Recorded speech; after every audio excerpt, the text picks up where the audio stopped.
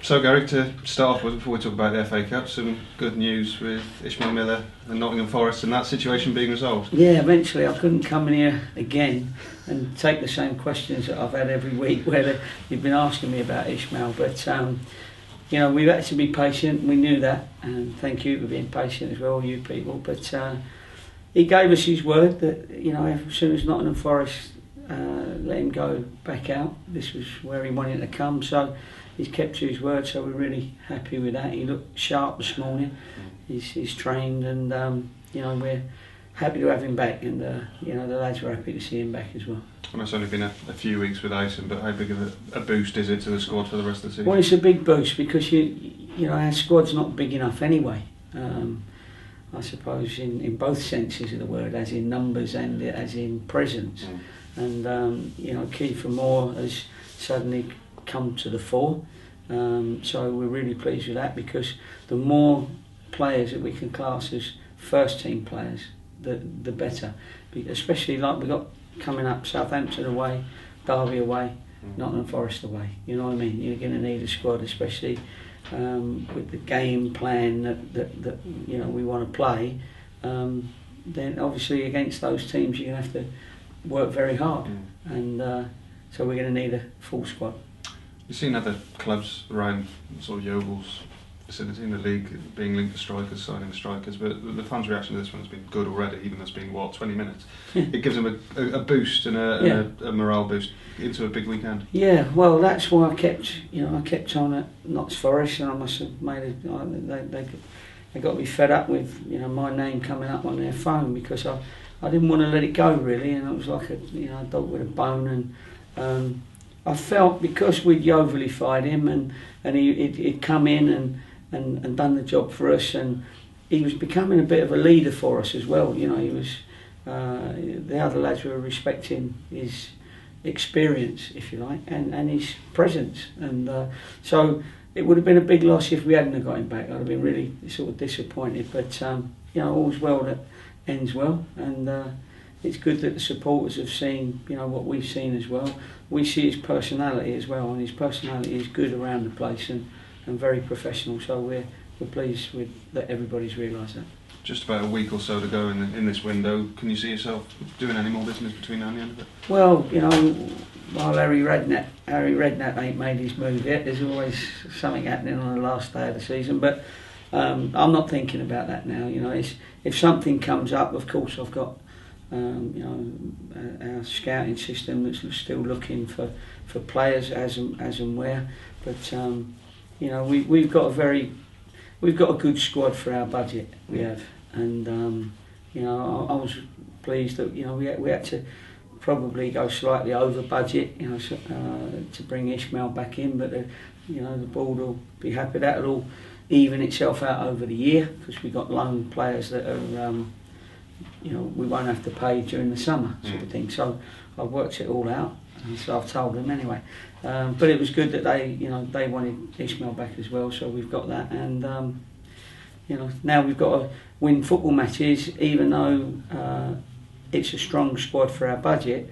We've still got to be picking up points, and you know, we've got to make sure that we stay competitive in this league. It was a great win last week at Birmingham. We've probably got the hardest week in our history, you know, with Southampton, Derby and Nottingham Forest, and then Leeds after that. But you know, we got to believe we can get something and give it a go. Starting with Southampton on Saturday, the FA Cup. I know you said a couple of days ago you're going there for a shot, but it's going to be a big test. Biggest of tests. It is a very, very big test, because they're a very, very good team, and you know, they press very well for a group of good footballers. You know, to get good footballers to press the ball and to win the ball back quickly is not an easy thing to do, and only the top teams can do it. So you know, you know that you're going to be under pressure, and you're going to have to deal with that pressure. But you've also got to have one thought on your own game and trying to make your own game work and your own tactics work, because you know, this is a one-off game, but we've got to think about all the other games that are coming up, important games in the league. So I don't think I'll be resting any players, although I could throw that in. if we get beat, I'll say I've rested my best players. I think. I don't know whether they'll rest any players. They've got a game against Arsenal, I think, on the Tuesday. So probably they will. I think they did in the last round against Burnley. But anyway, we got to be ready. They've got a super squad, and we got to be up for it. And fantastic that our fans are up for it. You know, was there just over 3 going down to Southampton? That's fantastic because you know they made a noise with 700 people at Birmingham. So 3,000 is going to be fantastic away support, and you know we've got to give them something to cheer about. And they know Southampton's got a good side, but you know little old Yeovil's got to hang on in there and try and make a game of it. Going back to the attendance point, looking at what initial ticket sales, it would appear that give or take 1,000 or 2, it's going to be a similar sort of gate as was at St Andrews last week. Right. But obviously 3 times as many Yeovil Town fans. That's going to make a big difference. Yeah, we're playing for them, aren't we? Really, you know, 3,000 away supporters. You know, you got to wake up in the morning and say, I owe them one. I've got to do that. The players have got to do that. The club's got to do that. So, you know, we respect the amount of money and work that it takes to be an away supporter, and we want to try and give them something. That's been the talk anyway, and that's been the mode of the game. So, you know, hopefully we can do that.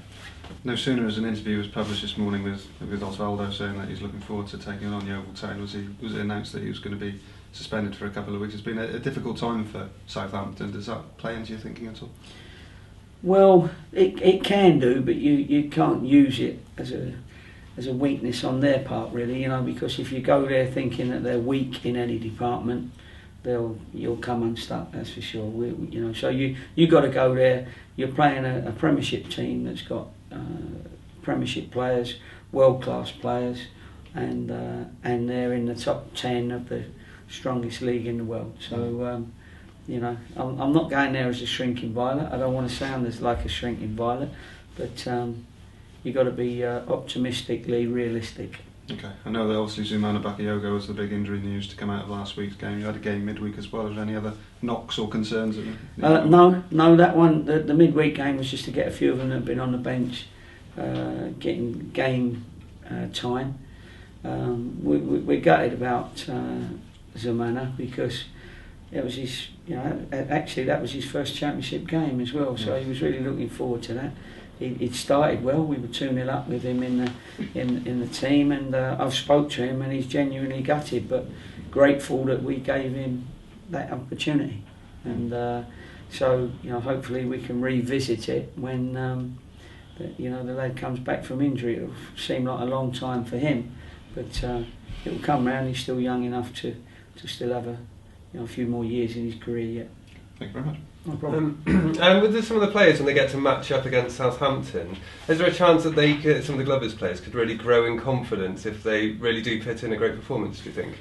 Yeah, I think that's true, and I think it's their opportunity to prove to themselves that they can compete against that type of opposition, because if they've got aspirations of playing at the highest level, and some of the boys we've got on loan are at Premiership clubs and are trying to get into their Premiership team, then they've got to show that they can affect a game such as against the Premier League team in Southampton. So, and then also the boys that haven't been at that level yet can pit their wits against a top team. And if you come out of that unscathed, having played your part, then I'm sure you can go into the rest of the season full of confidence.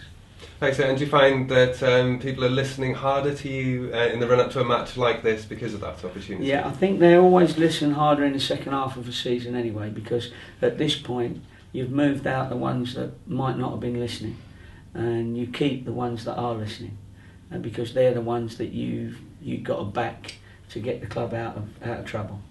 Because you've got to be a student of the game nowadays. Take Southampton for instance. They've got a tactic for teams, that press, and they've got a tactic for ones that sit back. They've got a tactic for playing out from the back. They've got a tactic from going long. You have to be a student of the game, and you've got to have that mentality and intelligence to understand what's going on. You can't just turn up at Southampton and get your game going. You know, it's a team game, and it's got to be a team effort. Thank you. Thanks. Ishmael, is he okay for Saturday, or is he cup tied, or? No, he's okay for He's Saturday. okay. Yeah, they've given him I'm not permission. sure. Yeah, they've given him permission to play in the cup. The only permission we can't have is he can't play against Nottingham Forest, of course. No. We'd have been upset if Forest had said, yeah, we want him playing against us. That wouldn't have been very good with it. But and also we're not allowed to play him if we get Nottingham Forest in the cup. So they're the only times that we can't play. But he's looked sharp, and as I say this morning, and it's good to have an extra presence in the team. Were you confident of Ishmael coming back? Well, because you gave up all the signals I did. But you know, there's lots of other things. I mean, I think in the end there was 7 or 8 clubs, and many of them around us, competing with us, that wanted to take him. And it was, you know, when Forest gave the green light sort of thing, and then it was down to Ishmael.